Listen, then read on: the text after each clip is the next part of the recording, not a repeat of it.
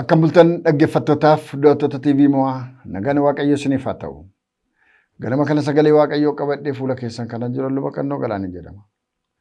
Waaqayyo abbaan keenya inni hin duune hin dulloomne inni nama tuffatee bira hin dabarre ganama kana gara keenya dhufaa jira.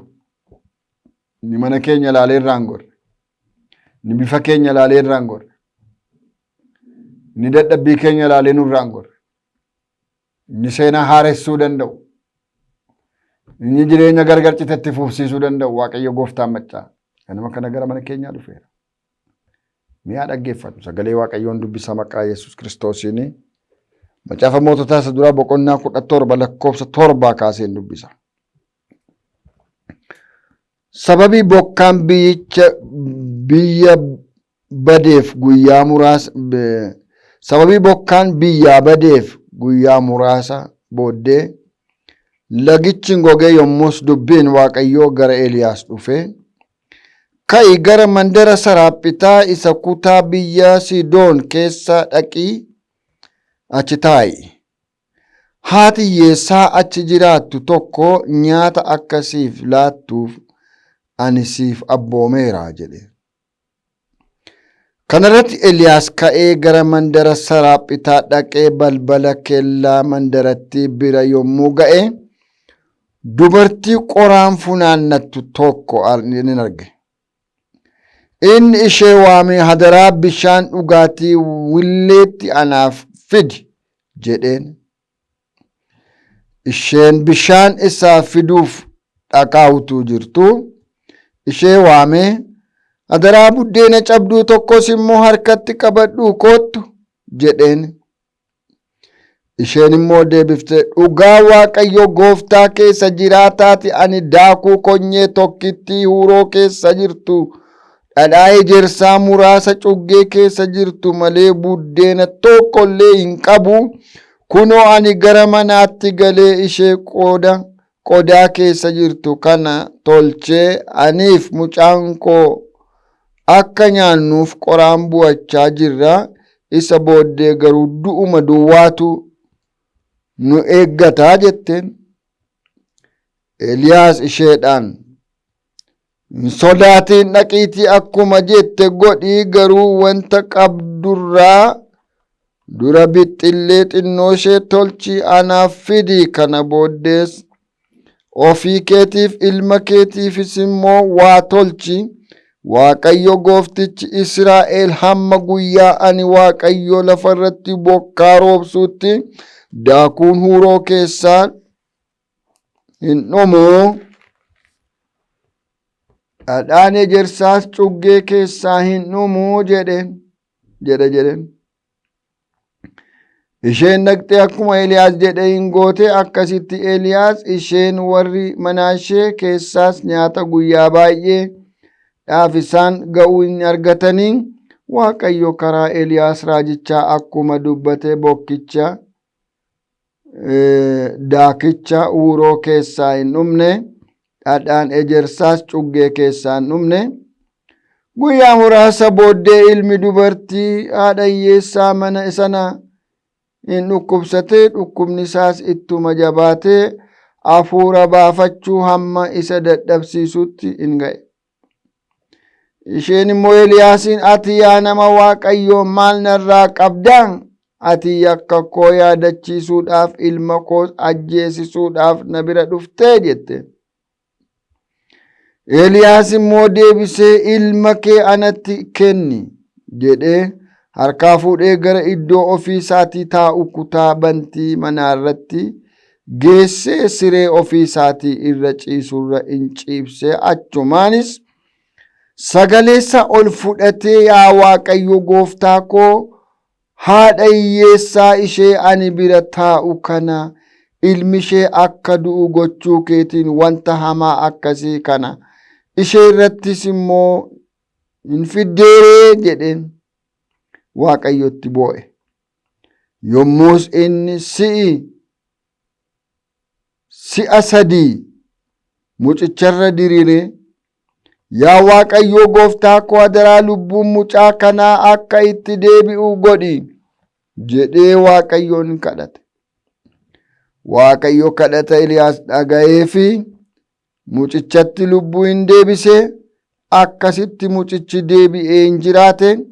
Eliyaas immoo kutaa bantii manaarraa sana keessa mucicha fuudhee gadi bu'ee kunoo ilmi kee fayyeera jedhee haadha isaatti isa hin kenne. Yommus dubartiin sun Eliyaasiin ati nama Waaqayyoo akka taate wanti Waaqayyoo karaa kee dubbatu dhugaa akka ta'e ani amma hubadheera jette. Ameen. Haleluuyaa.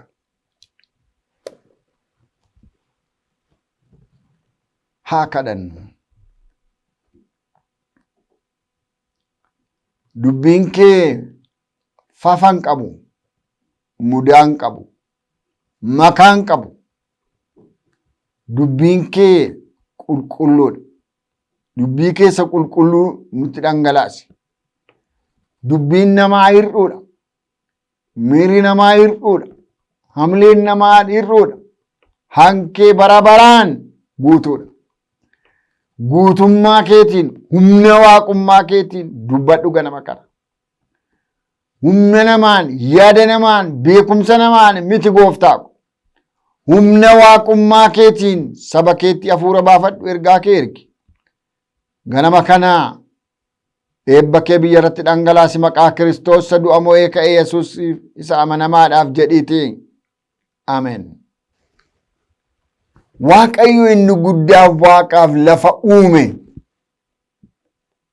Inni pilaanetoota lakkaa'ameen dhumne kana uume. Inni biyya lafaa kana ilmaan namaa lakkoofsa hin qabne kana uume. Mana haadha hiyyeessaa tokko dhaqa. Nama dhibaam jira. Mana haadha hiyyeessaa tokko dhaqa. Dadhabbiiniif hir'inni guddaan nuyi tajaajiltooti har'a qabnu isa kana. Mana iddoo gurguddaa warra fooqii bayeessa qaban ani jarana jibba miti, nani naafas miti, ceepha'uus hin barbaadu. Namoota jireenya qabu jedhan achi yoo dhaqnetti gammadaa akka ulfinaatti akka guddinaatti lakkaachaa deemna. Waaqayyo inni waaqaaf lafa uume, hiyyeessas sooressas inni uume, beekaas wallaalaas inni uume, gooftaan maccaa garuu godoo haadha hiyyeessaa dhaqa. Haadha hiyyeessaa inni jedhu kun dubartii abbaa manaa hin qabne akka macaafa qulqulluu kanaatti. Dubartii abbaa manaa hin qabne qophaa ishee dhala guddifattu kana ishee bira dhaqe. Eliyaasin fudhate. Waaqayyo Eliyaas bara kanaa fudhatee gara mana kee haa dhufu giiftii ko. Waaqayyo Eliyaas bara kana qabu. Girri kana mulaallu waan inni hin qabne nutti fakkaata, garuu qaba inni. Eliyaasaa isa dhoksatee qabu sana fudhatee gara mana kee haa dhufu namicha nana. Yoona kana gara mana haadha hiyyeessaa kana Eliyaas gaafa dhufu bishaan naa kenneedha jalqaba gaaffiinsa. Yeroon isaa yeroo bishaan nama gaafatanis miti, haalli isaas hin fakkaatu yeroo caamsaati waan ta'eef. Tole jettee maalan jedharee jedhanitti gara manaatti immoo achi deebite immoo asii achi waameeyyee bixxillee xinnoo ishees duukaanaa fidii kottu jedhe. Barichan beektuu haalichan beektuu eessaan sii fida waan tokko hin qabnu, dayitii copha tokko daakuu konyee tokko jira ishee bixxilannee ani mucaan afaan kaa'annee isa booda kan nu eegu du'aadha jette. Ishees du'atee gaa mucaa ishees du'atee gaa abbaan manaas du'eera, haadha hiyyeessaati. Qe'ee gaddi keessa guute kana keessa dhufe ergamaan. Qe'ee boo'ichiif yaaddoon abdii kutannaan keessa guute kana keessa dhufe raajiin. har'as Waaqayyo gooftaan maccaa qe'ee gaddiif boo'ichi abdii kutannaan keessa guute guyyaa saafaan waareen itti dukkanaa'e keessa ergamaa isaa qabatee gara mana kee dhufa obboleessa koo obboleettii koo. Firoota koo gara keessan dhufanni akka inni itti dhufu bifa inni ittiin dhufu hin beeku ani isinuu arguuf jirtu hin dhufa Waaqayyo garuu. Nan amanani Waaqayyoon. Yoona kana dhaqee gaafanni akkas jedhu Waaqayyotu itti erge waan ta'eef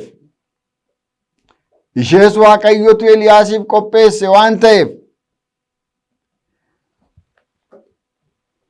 ishees Eliyaasiif Waaqatu qopheesse Eliyaasiin immoo Waaqatu isheedhaaf qopheesse waan ta'eef cabaan lamaan walitti fayyaadha Oromoon. Waraabessa maala nyaadha jedhuu fi jaartii maaltu na nyaata jettu walitti baasaa jedhu.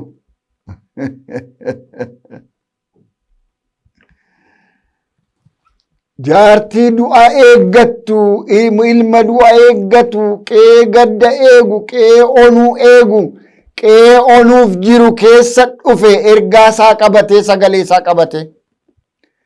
Waaqayyo sagalicha kana qabatee qe'ee jiguuf baduuf kosii onuudhaaf ka'e kana keessatti sagaleen isaa dhaga'amu. Sagalee isaa dhaga'amu. Sagalee isaa dhageessisu ganama kana. Dhufeetu Waaqayyo gooftaan maccaa akkana jedhaa jedhe. Amma gaafa ani bokkaa lafa irratti roobsutti daakuuni huuroo keessaa gadi nir'atu zayiti cuggee keessaa gadi nir'atu sitti nir'atu ijoollee keettis nir'atuun maatii keettis nir'atu anattis nir'atuun Waaqayyotu jedhee isa jiru dhiyeessi bor maalan taa'ettee sassatiin waakkatiini jedhe. Namooti baay'een irra waa dhabu isa borii waakkatu isa borii dhiphatu. Isa borii Waaqayyo beeka. Yaaddayinaa jedha Maatiyos 6:25 kaaftanii immoo dubbistan. Yaaddoo keessan isatti gataa jedha ergamaan. Waaqayyoon waa gargaaru. Hin dhufe tole jettee ajajamte daakuun dhumuu didee zayitiin dhumuu didee nyaanni ittuma fufee tole jedhii ajajami barakatas ammaarameen dhumnetu mana keetti dhangala'a. Garbicha Waaqayyoo garbittii Waaqayyoo namoota Waaqayyoo tole jedhaa abboomamaa eebba dhangala'een dhumne Waaqayyoo mana keessanitti abbooma. Tole gaafa isheen jettu eebba dhangala'een dhumne mana isheetti abboome. Hin irraanfatte caamsaa ta'uusaa beela ta'uusaa biyyi badaa jiruusaa hin irraanfatte hin irraanfachiise gidiraa ishee Waaqayyoo gooftaan maccaa. Isaanii gammadee ililchaa jiru bacabbacaa bashabbashaa jiru mataa boowwuun busaati iddee ta'ee taayifoidii qabe ta'ee maaltu akka mucaa mataa waraaneen beeku dhukkubii mataa itti ka'ee dhukkubfatee hafuura kutee mucaa lafumaa ka'ee wanti tokko kutee deemuudhaaf ka'e. Yoona kana jaartiin katafette as baatee Eliyaasiin si haadhoo maal narraa qabda maal barbaacha gara mana koo dhufte ati cubbuu natti yaadachiifte na ajjeessuuf dhufte moo Waaqayyo isa irraanfate kana yaadachiise. Araara isaatu baay'eedha malee isa kamiin irraanfata waan hungoonu guyyaa guyyaa hunda isaa beekamu. Araara isaatu bal'aadha guddaadha kanaaf calluma jedhe. Qooda dheekkamuu qalbii diddiirrachuu wayya firaa. Yoona kana maali yaa Waaqayyo dubartii haadha hiyyeessaa na qallabdu kana immoo ajjeeftee mucaa ishee ajjeeftee akkasitti garaa ishee gaddisiiftaa itti na ergitee na leeyyaasiftaa attam jedhee gaafanni iddoo qoommi iddootti kadhatu lafa bulu lafa ofiisaatii of sassaabee Waaqayyo dura taa'u jiraatu qaba waan ta'eef achitti mucaa dhukkufatu geessee irra tarkaanfatee gaafa kadhannaa godhu annisaa o'ee mucaan ija banatee bakka sosokoksee mucaan deebi'ee lubbuu horatee egguma lubbuun keessaa ba'ee lubbuun itti deebi'e. Waaqayyo isa du'aa kaasu. Waaqayyo isa du'aa kaasutu gara mana ishee dhufe. Waaqayyo isa duwwaa guututu gara mana ishee dhufe. Waaqayyo isa bara badisaa nama irraanfachiistu gara mana ishee dhufe. Waaqayyo inni ganama kana gara mana kee dhufe isa du'aa kaasudha. Waaqayyo inni ganama kana gara kee dhufe isa duwwaa guutuudha. Waaqayyo inni gara kana mana kee dhufe nama sitti fakkaate Waaqayyodha. Haleluuyaa. Kanaaf ulfina Waaqayyoof kennaa, Waaqayyoon simadhu. Waaqayyo jiraataadha. Haa kadhannu. Ani hunduu jireenyattan jiraadha malee garummaa gooftaa koon odeessa seexaana garaa isheen bobeessa. Haleluuyaa.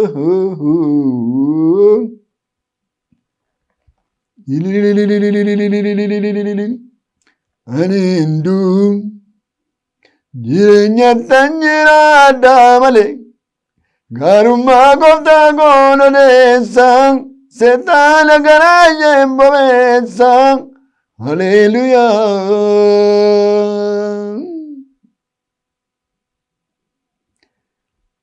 Warraanan du'a jedhanii du'a eeggatanii, jaartii du'a eeggattu, ilma du'a eeggattu, qe'ee du'a eeggattu, qe'ee abdii kutate, qe'ee abdii kutate isa dhumaarra jiru kataaffete biraan baatee seenaa qe'ee haaressite, seenaa maatii haaressite, seenaa nama gatamtuu, nama dadhabduu, seenaa mucaa sanaa, seenaa dubartii sanaa haaressite, jireenya cite, jireenya dhume keenkeerra ga'e itti fufsiifte. Waaqayyo mana amma si dhaggeeffatu kana ganama kana jireenya addaan cituudhaaf dhumarra ga'e akka haaressitu, nooraa caccabe suphite akka ceesiftu, kirrii cite indegana haaressite akkati ibsitu, ifa akkati gootu biyyaaf, miidhagina akkati gootu biyyaaf, erga isheetii, erga isaatii, erga isaaniitii yoo biyya akka jedhutti mana abdii kutate, maatii abdii kutate, nama abdii kutate akkati ergamaa kee itti ergituuf sin kadhadha. Ergamaa kee si biraa bahee dhufe akkatti ergituuf sin kadhadha. Biyya hambaa kan jiran, mana namaa kan hojjetan, biyya arabaa kana keessa kan tamsa'an, biyya keenya keessa kan jiran, baadiyyaan magaalaa kan jiran, hoolota kee maqaa kee beekanii akka Sidiraaq Meesaaq Abdinaagoo biyya boojuu keessa taa'anii si waammatanii si amanatanii, akka Daani'eel biyya ormaa keetti si amanatee afaan leencaa oole, afaan abiddaa oolanii, biyya ormaa kan jiran obboloota keenya afaan biddaa oolchi, afaan badisaa oolchi, harkaa lagaa oolchi, isaan dandamachiisi, gidiraa keessaa isaan baasi. Gooftaa biyya hambaa kan jiran abbaan biyyaa, abbaan qe'ee, abbaan araddaa, abbaan humna qabeessi kan isaanitti dhaadatu, obboloota keenya, obboleettota keenya, obboloota keenya, ijoollee keenyaati yaadadhu. Baadiyyaan magaalaa keenya laali. Biyya keenya, biyya si malee abdii hin qabne kanaaf dallaa ta'i, abbaa ta'i, gaaddisa ta'i. Garmalee irra ba'uuf kan farda dhaatu, kan farda luugama hin qabne nutti fiigu nurraa hidhi. Biyya kanaaf nagaa kenni, saba kanaaf nagaa kenni. Nagaa buusi magaalaa keenya guddittii, magaalaa keenya xixinnoo, baadiyyaa keenya bal'aadhaaf nagaa kee kenni Kiristoos. Nu gargaari, ergamaa kee fudhu, biyya keenya kottu, ergaa misiraachoo, sagalee misiraachoo qabadhu, gara mana keenyaa, gara keenya kottu. Biyya nagaanuu godhi maqaa Yesus Kiristoos gooftaa keenya isa du'a mo'ee ka'e sanaan. Ameen. Garaa keessan gara Waaqayyootti ol fudhaa, eebba Waaqayyoo fudhadhaa. Waaqayyo sinaa eebbisuu, sinaa eegu. Waaqayyo fuula isaa siniif ibsuu, sinitti araaramu.